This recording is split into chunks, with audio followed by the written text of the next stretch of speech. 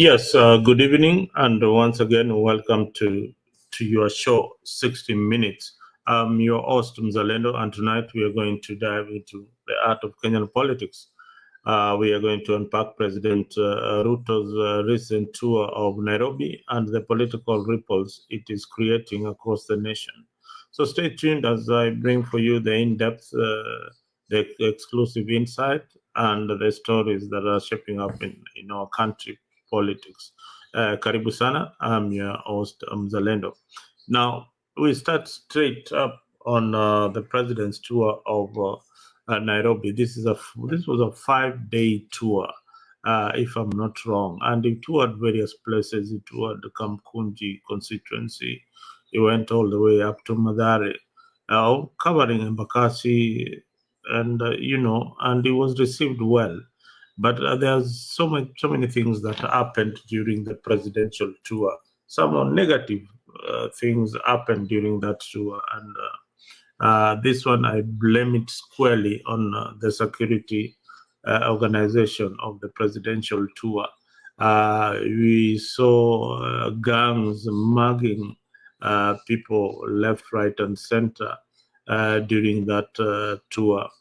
And I believe that Kenya has got a good security operating management system that could have given uh, an advanced knowledge of what was going to happen, especially in areas where there are these gangs that operate freely. And this is a challenge to the CS of internal security. This is the reality. And if it was in a modern country, it was in a modern civilized country, the the minister for internal security would have given a statement to what really happened during that tour, or even resign. But it is Kenya, and a lot, they react to situation instead of preventing the embarrassing situation that occurred during the president's tour. And unfortunately, also a British foreign was knocked down by the speeding presidential motorcade. I don't know why, guys, that uh, this motorcade of leaders, they have to be speeding so fast. Where are they always in a hurry? Is it that they are late for the occasion and the road is so clear? Why can't you just drive at normal speed and you'll arrive at your destination? Why must you speed like you know like like something like an emergency or something? There's no emergency on a presidential rally. There's nothing that you're going to miss at all, at all. And I believe that the president also, this ought to be considered. If you're moving around the city, I think the convoy should be limited a bit. A lot of convoy again creates that the traffic jam of human beings, and of vehicles, and all those kind of things that happen during the presidential tour. But let's go into Nairobi politics and see what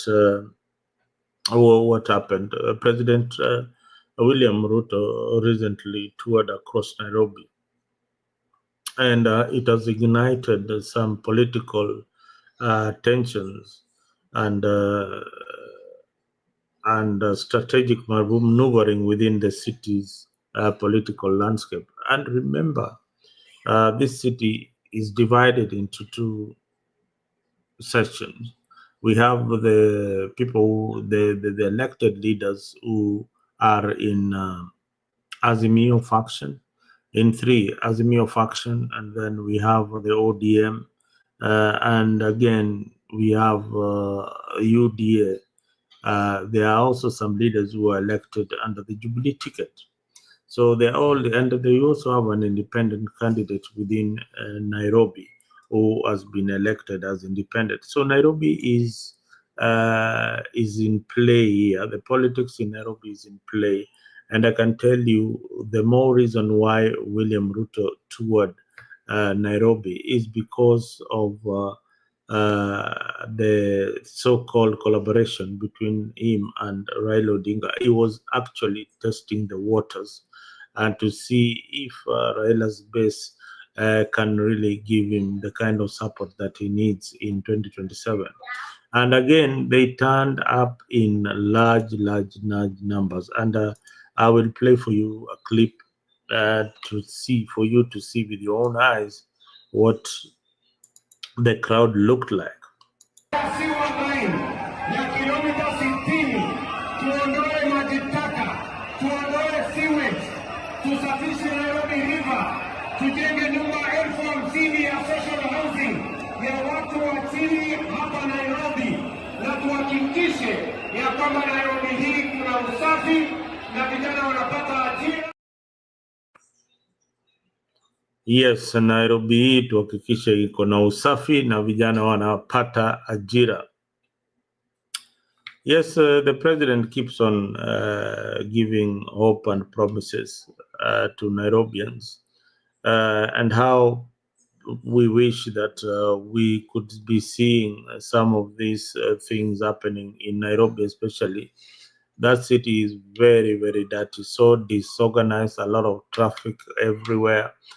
There is no kind of organization within the Nairobi under Governor Sakaja, who apparently is also dangling his carrots between UDA and ODM. There's a wide speculation that he might run on an ODM ticket.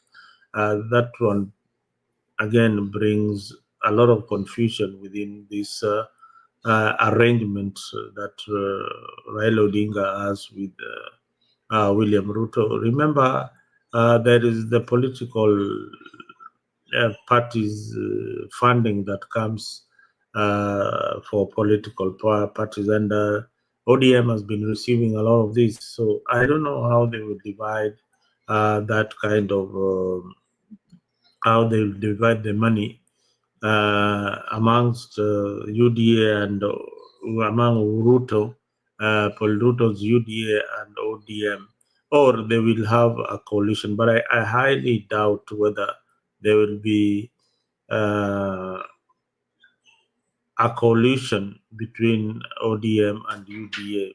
They might collaborate on other areas, but looking at the way things are going, it will be very, very tricky for candidates, especially candidates who are in UDA and are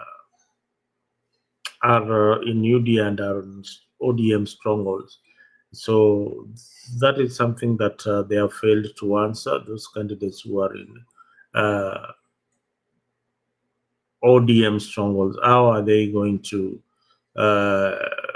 campaign against the president or against the candidate that is in that particular constituency? Remember, ODM has been playing this double standard politics. They're saying they're in the opposition and they are in government at the same time. But let us look at the constituencies in Nairobi and see the constituencies that are in play here. We have Makadara under George Aladwa. George Aladwa apparently is the current sitting MP for Makadara. Although he has got a 50-50 chance of retaining that particular seat. But you see, Makadara is so tricky. Makadara at one time is playing on ODM, the next time it is Jubilee. So we never know what will happen in Makadara. But one thing I can tell you, with the entry of this young generation, which is a game changer in urban politics, then beyond, they go beyond traditional tribal politics that these leaders have enjoyed. The party's politics have long dominated Kenya, and the rise of the Gen Z movement is kind of reshaping Nairobi political landscape. Bear in mind, with over 75% of a Kenyan population is under the age of 35. Remember that if you're a politician and you've been relying on tribal politics, you should be worried, especially if you are in the urban center. Mark my words, if you have been relying on jamii yetu, sisi kama Wajaluo, sisi kama Waluya, tutapiga kura namna hii, sisi kama Wakale, sisi kama Wakamba, and you are in urban center, ole wenyu. The surge of these young youth who patronize these areas, I am telling you, if a free and fair and transparent elections are held, with or without your ethnic affiliation, you are going to lose the elections. You're going to lose the election. Remember, the ODM political leader and the Kenya Kwanza leader are not very, very popular among this generation that goes between that are in between the ages of 35. So the Gen Z's voters have become increasingly vocal on the social platform. If you're a leader and you are not adapted to the social media platform, you're in big trouble. You're in big trouble. This is where the discussions are. This is what shaped the politics of countries like America and beyond. This is very unconventional media, YouTube and all that, but this is where you get the stories. You get people following you each and every time, and the stories will remain. Like this clip, this story I'm doing today. You can watch it time and again, and if you like it, please leave a comment on the comment section about the Nairobi politics and how technology will influence the outcome of politics within the urban center. Why I'm centering on the urban areas is because there they have got access to internet, they have access to computers and phones. Even if you don't have a smartphone, your friend will be having a smartphone, and the conversation is seamless in all the social media platform. And here I'm talking about Facebook, talking about TikTok, talking about X platform, and talking about, of course, YouTube and many other, Instagram and many other platforms that these young people socialize. So why the Gen Zs matters in Nairobi politics is, one, their population. Their population is massive. If they turn out to vote, and they will be majorly turning out for the first time, my projection is that we are looking at a vote of about 15 million plus people turning up if they are well mobilized to vote.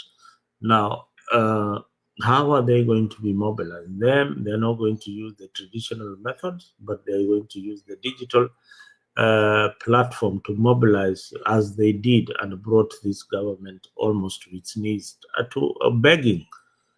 And had it not been for one Raila Odinga, as he says, that Ruto was sincerely going home, or the army would have taken over the country. So that is what we've been hearing from the political circle. So that the pressure on established leaders, both in UDA and Azimio, is really being shaken by this young generation. As you can see, even in ODM political movement, people are talking about Babu Owino, people are talking about Sifuna, people are talking about these young leaders and what they can bring on the table. People are talking about this is the kind of politics that can take Kenya to the next level. People are not talking about this old generation of politicians. But if the old generation conform to the ideologies of these young people, then that is a plus. So everybody has been trying to entice themselves with the young people. You saw the likes of Kasamuel, they have already been enticed to join ODM, and many more will follow. Morara Kibaso, I think, is leaning towards the Azimio coalition, the one that carries Rigathi Gachagua and Kalonzo Musyoka, and those are the young leaders who have emerged that, you know, we want to take up leadership and responsibility of our country. So don't rule them out. So many people have ruled these young people out that, oh, they can't do anything, they can't, they are leaderless, they are rudderless, things like that have been said about them. But just remember, they brought the government down. Remember, they made sure that the cabinet was reshuffled. So these young people are lethal, are very, very, very, very lethal. So I've talked about this constituency called Makadara constituency, and I told you that that constituency is under ODM.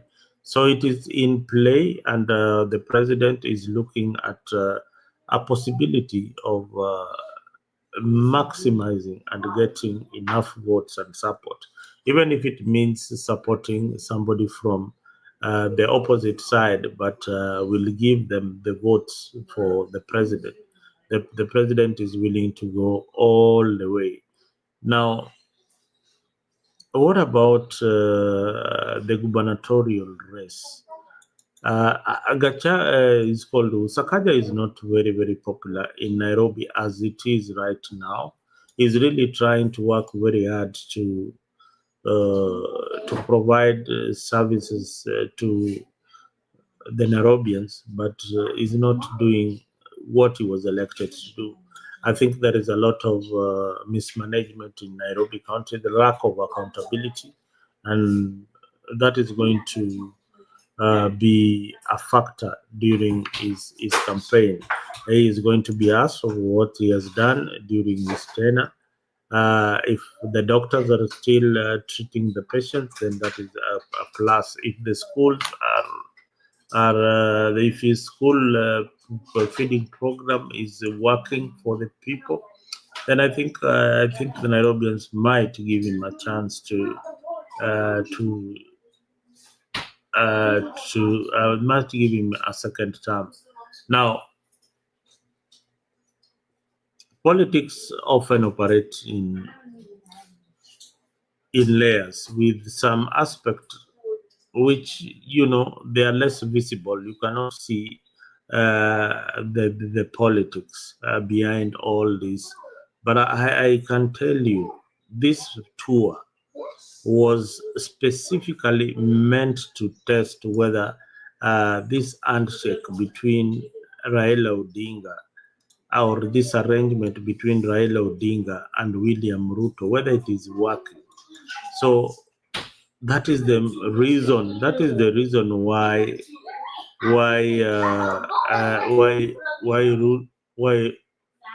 Ruto had to tour Nairobi. So what you saw, is it a successful tour? I would give it a 6 out of 10.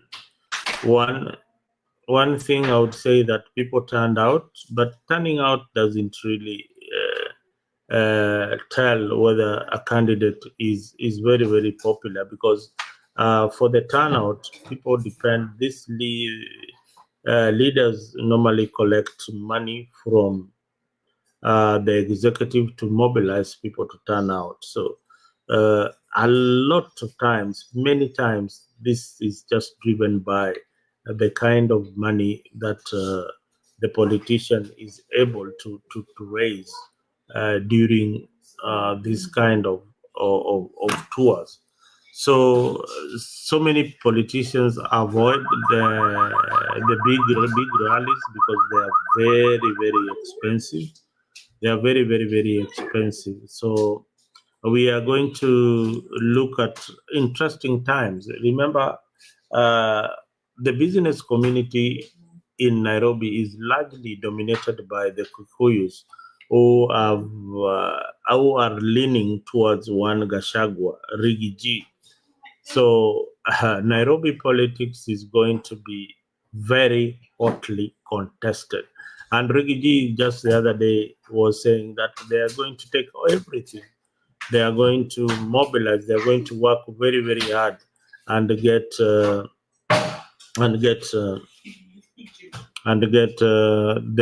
votes that they need to capture most of the seats. Which seats are we talking about? There is the Dagoretti that we have, Dagoretti North. Is it Dagoretti? Dagoretti, where we have Kiari. I don't know whether it is north or south. I'm not very, very sure. But we have Kiari in Dagoretti, who is leaning towards UDA and is a UDA member. That seat, if Gachagua and his team are campaigning in that area, and it's largely dominated by the Kikuyu community, that seat might be flipped by Gachagua. Another seat that is likely to be flipped by Gachagua is the one that is in Kasarani. Kasarani and Madare. Madare, the one that Anthony will watch, is the MP for Madare currently. He'll be running against, if he is able to secure the ODM ticket, which I highly doubt. I highly doubt whether Anthony Olwach will be given the ticket for ODM in the ODM primaries. I think the favorite to win that seat is the MCA, the current MCA, that is seen to be, closer to the political establishment within the Orange Democratic Movement. But what will happen if they go that way? Likely they are going to lose that seat to the new kids on the block. So let us watch out, the people of Madare. This is something that is going to play in 2027. So Madare is actually in play. It is likely to go the other way. ODM will lose it. UDA might not even get it. So Madare is at play. Kasarani is also very, very shaky. I am telling you, these are facts. The traditional ways of campaigning that, sisi ni watu wa ODM, what. No. I think those ones are not going to be a factor because, one, Kenyans have realized right now, and this is what the political class have failed to gather, that the economy of the country is controlled by a few individuals. Now, the poor in Kenya have not been uplifted, and William Ruto ran on a very good message, the Asla Nation, which meant that these people are going to be lifted up. Now, down the road, he has dumped this group that lifted him up. So these groups are still up down here.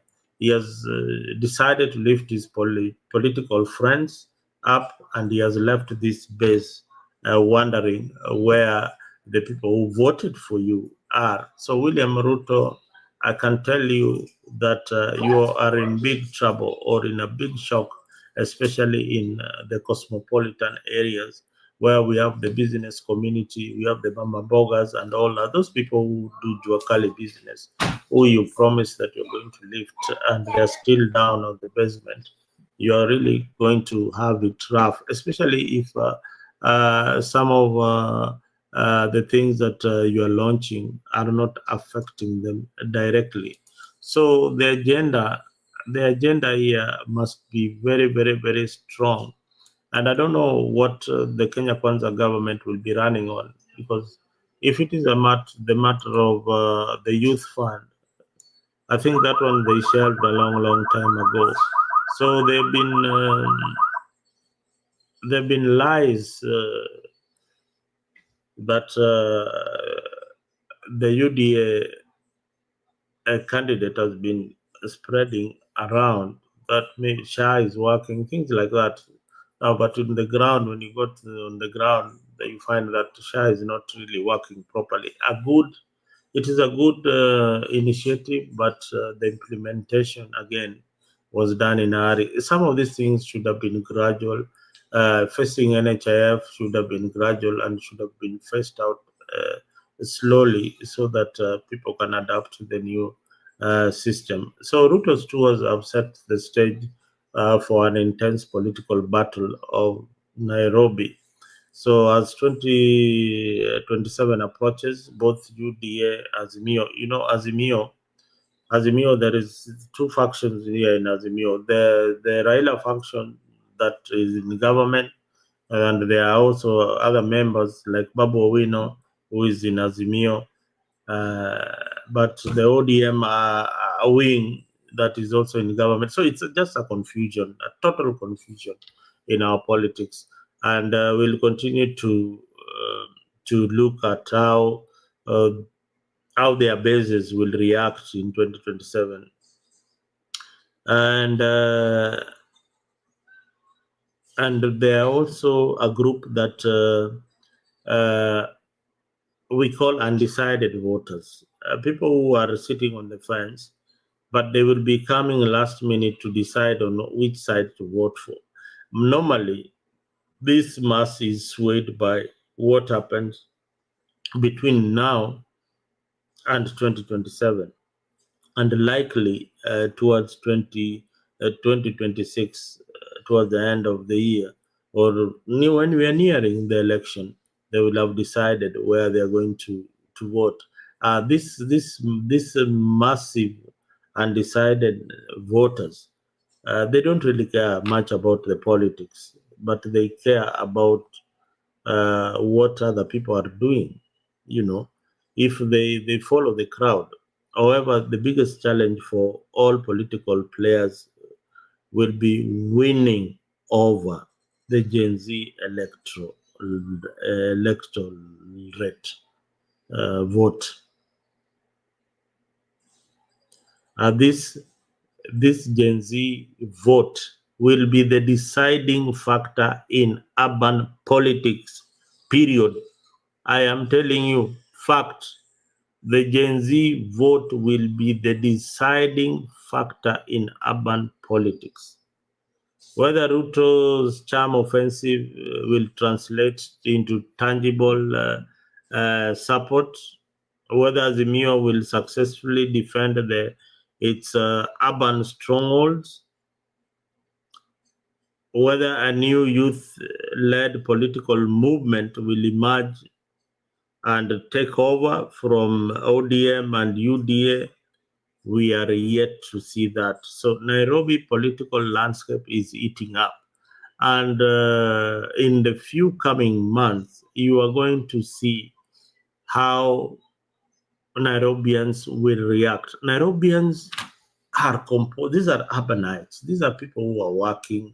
These are people who are informed. They at one time they are at one time in their politics they are tribal. Another time they are the parents of these Gen Zs who were shot dead by the government of William Ruto. Some are still missing to date. Nobody has been held accountable for the murders, and it is business as usual. We move on. And I was with another friend of mine who was telling me that in Kenya this is something that happens all the time. So why do you even care about people who have been shot during demonstration? But I urge the police and the Kenyan government, using a rubber bullet is not very, very difficult. To purchase rubber bullet, shoot people even on the head with a rubber bullet if you want, or any part of the body. They will collapse for a few minutes, and then you can arrest them if they're doing something that is absolutely wrong. So we wait to see what happens in 2027. And a lot. I have talked about Makadara constituency. I have talked to you about Madare constituency for Anthony Luoch. Anthony Luoch constituency is at play. This is something that you ought to know, that this is a constituency that is at play as we speak. Now, another constituency that that I know for sure that is at play is for TJ Kajwang. Kajwang is not really popular. His politics is not auguring well with the residents. So the people I talk to, this is somebody who will be replaced very fast. Remember that constituency has had two ODM member of parliament. So that is an ODM stronghold. But I don't know whether the new political movement will be able to shake the ODM strongholds. Remember, the ODM is not gaining anything politically. It is, in fact, losing its political base because of their stand or when they decided to work with or to collaborate with William Ruto. A lot of their supporters wanted the party to inform them, not to inform them later on, like Baba was doing the other time, gathering thoughts. You're gathering thoughts, yet you're already in the agreement. You're already in the gravy train, and you are gathering thoughts that what they think about the collaboration and all that. But if you watch keenly, what is happening right now with the Raila Odinga's team, they're walking back slowly. They're walking back. They want to be with the people. They have realized that they are going to lose a lot. And I think William Ruto, the reason why he's on top of the vehicle at the moment is because the intelligence community has told him, yes, Mzee, this is going to be very bad. This is election is not in your favor. If it is held today, you are probably going to lose. You are going to lose the election. The things that they are doing, giving 20 million to churches and all that, these are things that Mr. President, you shouldn't do. Do it in silence. Do it in silence. Not let nobody cheat you that people are not watching this or people like what you're doing. No. Most Kenyans don't like those church contributions. Period. They don't like it. So why do you make it a campaign, a tool that each and every function or Sunday you are to contribute millions? And it's happening all over. As I told you, the political class is the one that is controlling the economy of the country, while the rest of us are watching as they eat. I take a short break and we'll be back to wind up on this particular edition of 60 Minutes. If you've not subscribed to our freak and you like our content, and even if you don't like it, tell us on areas that you need us to improve on our show. Leave a comment on the comment section. We will be gladly respond to you via email, or you can even make a call. Join your WhatsApp group. If you go to our page on YouTube, you'll find our contacts there. You can always join the X conversation. You can join the TikTok. You can join any area that you feel comfortable to join. This is our country. We must discuss the issues that are affecting our country on a daily basis. And if any other issues that are uprising, then bring it up on board. There is a show that we have here every other day that you can climb on top of the panel and be one of the panelists, so that you can also have the privilege of talking to Kenyans and telling them your opinion. Sometimes, most of the time, these leaders watch these particular programs for guidance, and sometimes we have got a panel that is giving the right suggestions and solutions to the country. But the beauty about the 60 Minutes, we have got solutions to our problems that are facing the country. We will not just talk. We will give the president advice on what to do. If he likes whatever we are saying, he will implement it. If he does it, then then that is up to him. Sometimes we are wrong, but most of the time I can tell you we are right. We take a short break.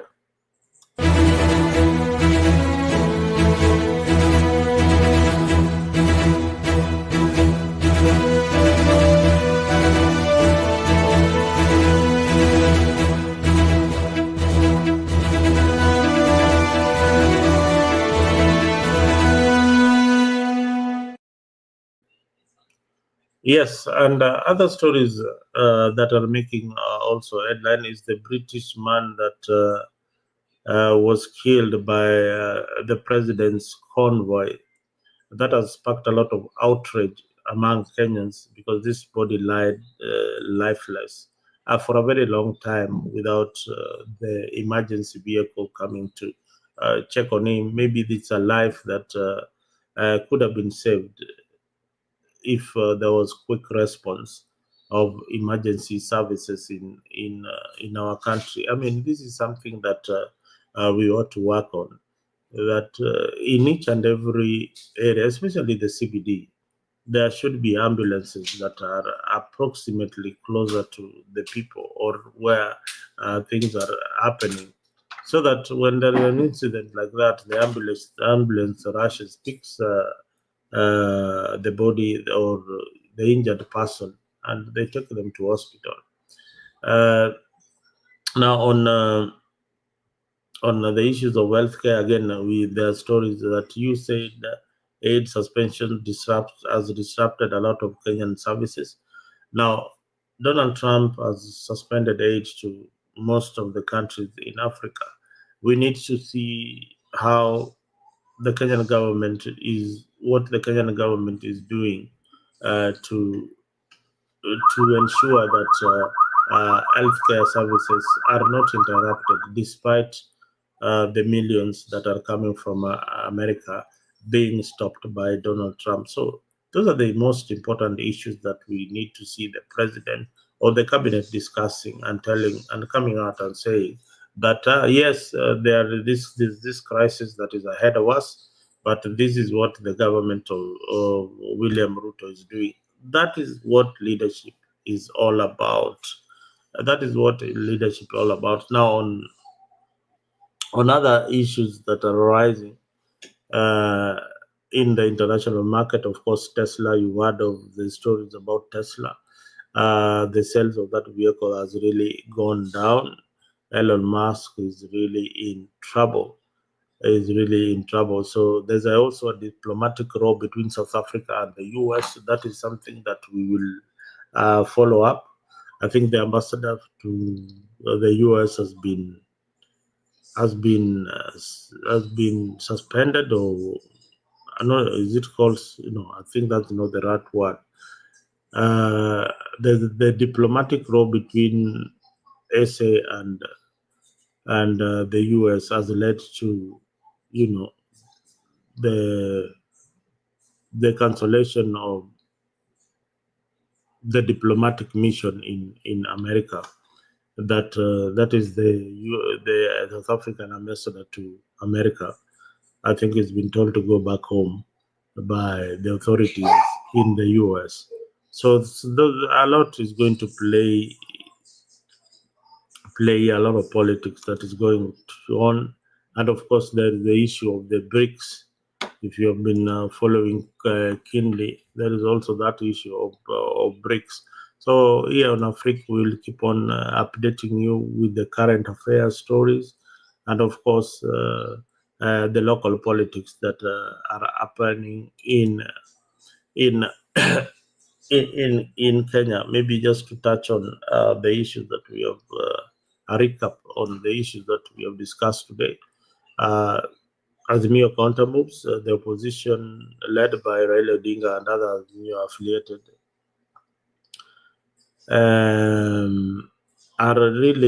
are really struggling to find a way of coming back to the people.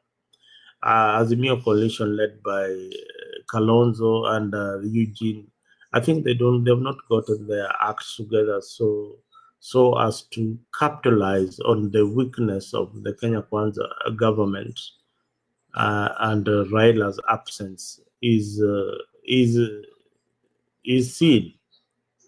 This is something that we need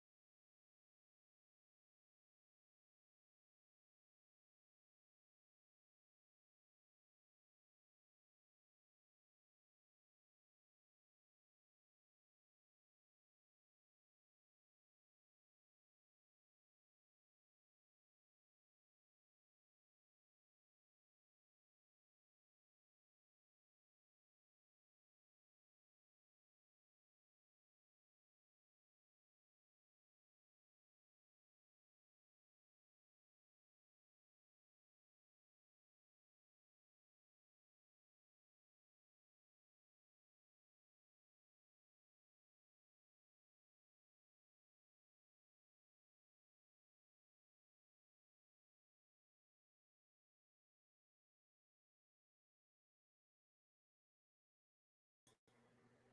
What? I don't know what happened. I don't know what happened to my screen. Something that is so strange. But anyway, I think that is just a warning that we need to be winding up the show this evening. And it has been my pleasure having you guys on here on Afrique 24 and on 60 Minutes.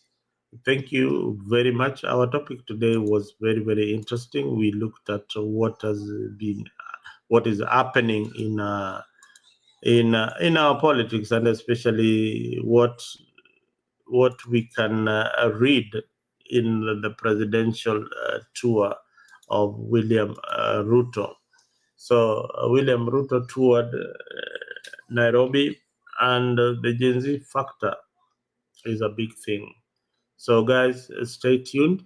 If you like the program, please make sure that you subscribe, make sure that you like, make sure that you follow, make sure that you give us a shout on our email. Thank you and good morning, good evening, wherever you are. Asanteni sana na muwe na usiku njema.